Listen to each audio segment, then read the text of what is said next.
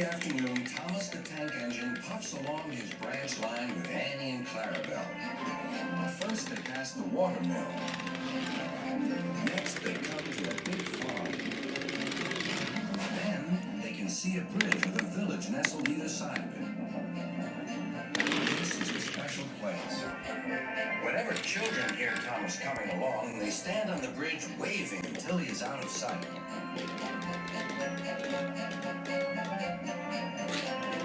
One day, Thomas was running late.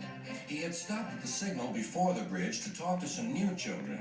Percy the green engine was waiting too. "Hurry up, Thomas," called Percy when the signal dropped. "If you're late, Sir Topham Hatt may get a new engine to replace you." He would never do that, thought Thomas, but he was right. The next day, Thomas hurried along the line. Just ahead was the goods yard. There, on the platform, was an inspector waving a red flag.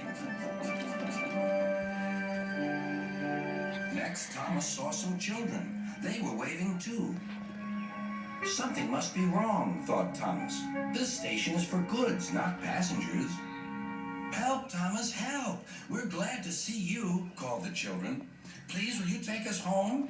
The station master explained to Thomas's driver that the school bus had broken down, and all the parents would be worried if the children were late.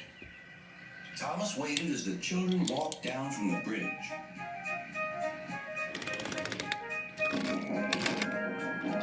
Then he took the children to the next station where Bertie was waiting to take them home. When Thomas finished his journey, he was very late. He was worried that Sir Topham Hatt might be cross with him. "I warned Thomas," puffed Percy to James. "He's been late one time too many. He'll be in trouble now." But next morning, when Thomas picked up his passengers, Sir Topham Hatt was nowhere to be seen.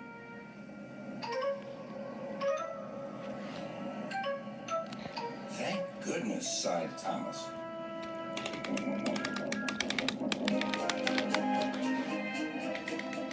Thomas knows every part of his branch line.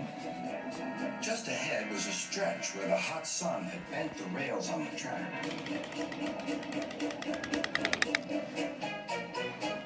"Careful, Thomas," called his driver, but it was too late.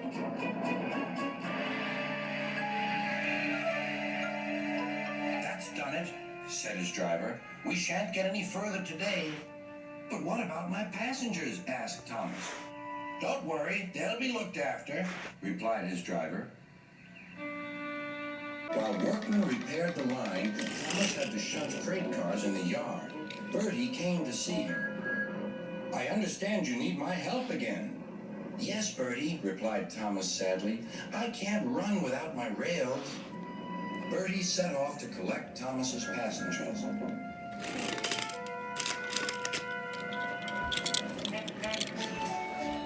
"Hello, Bertie," they said. "We're glad you're here." Bertie drove along the road that runs by the railway. He stopped at each station along the line. Sometimes he stopped between stations to let people off closer to their homes.